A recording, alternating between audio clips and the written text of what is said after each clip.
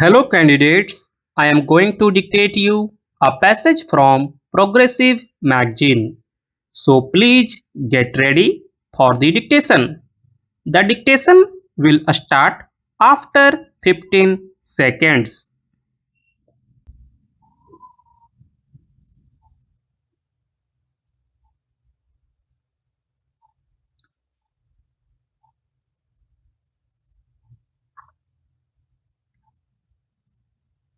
Some people have talked about a big bilingual state, and for my part I welcome it.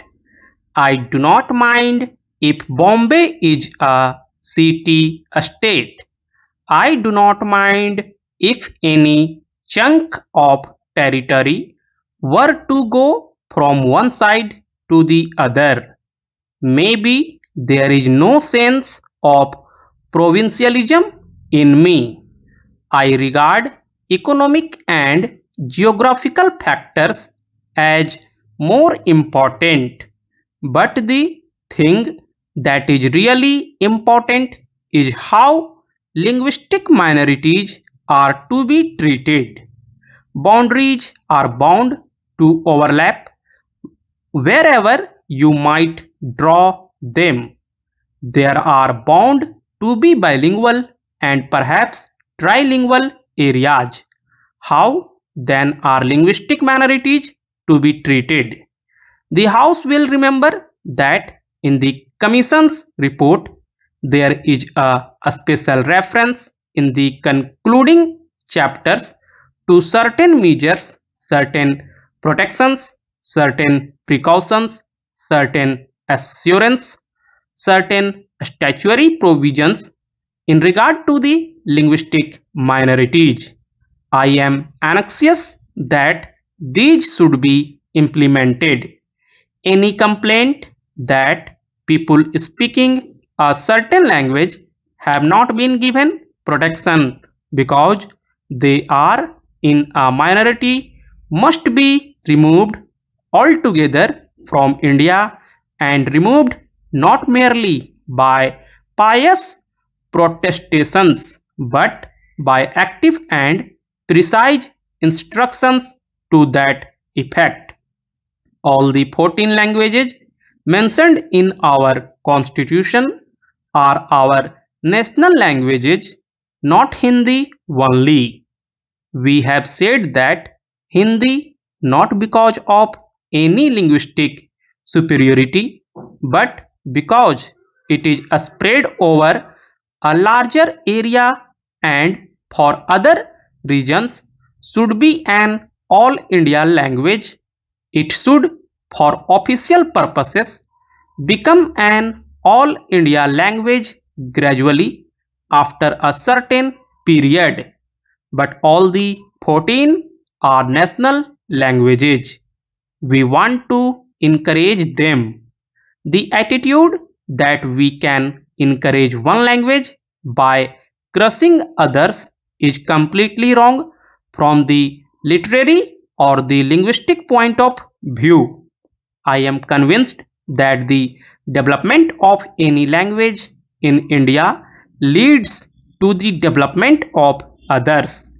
I feel that any kind of application, letter, or petition that is presented to courts can be done in any of the 14 languages of India, and no court should reject it.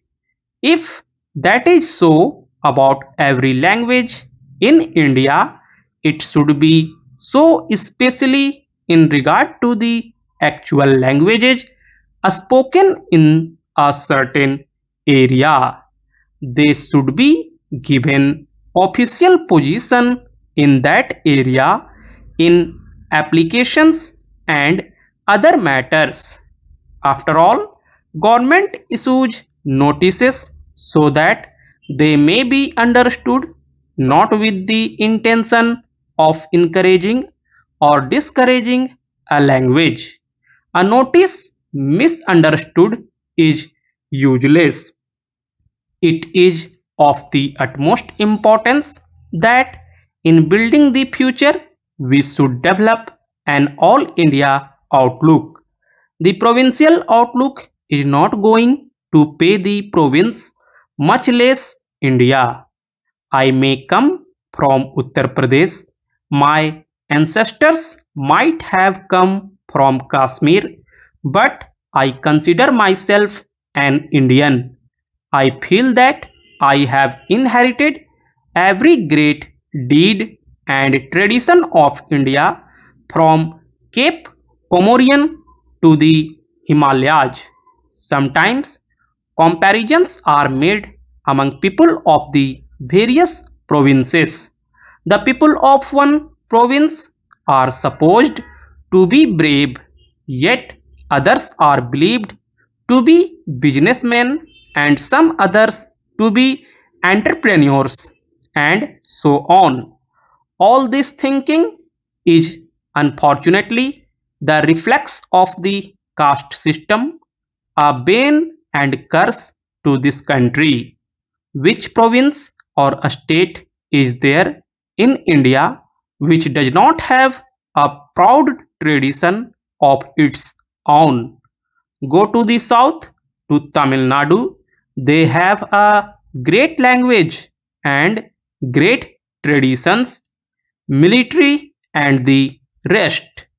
Go the Andhra and they will tell you about the famous Andhra empires of old. I inherit all this legacy. Do you think that I can confine myself to the city of Allahabad, although it is an ancient city, because I was born at Allahabad? I claim to have a right to the glory of every other part of India. Everybody knows the vital part Maharashtra has played in India's history, in military achievement, in a scholarship, in literature, and finally in the struggle for freedom. The Maharashtrians or Gujaratis or the Tamilians do not require protection. They are big enough. The people who do require protection are our border people. Geography has made India what it is, with the Himalayas and the seas protecting it. Whatever internal divisions and dissensions and conflicts we have had in India in the past few thousands of years, the concept of India has remained. The concept of India, Bharat or Hindustan, has remained and has kept us mentally together. Such a concept did not perhaps matter so much in the old days, but the concept of unity does matter today when we must be integrated not only politically but emotionally and intellectually. It is painful how, in the last few months, we have displayed not to ourselves alone but to the world that we are not integrated in our minds and hearts. Even if it is considered that the government of India has committed a mistake, it will take time to change matters. You can, of course, change the government of India. You can change the decisions, but remember above all that we have to preserve India uninjured in any manner for the future generations.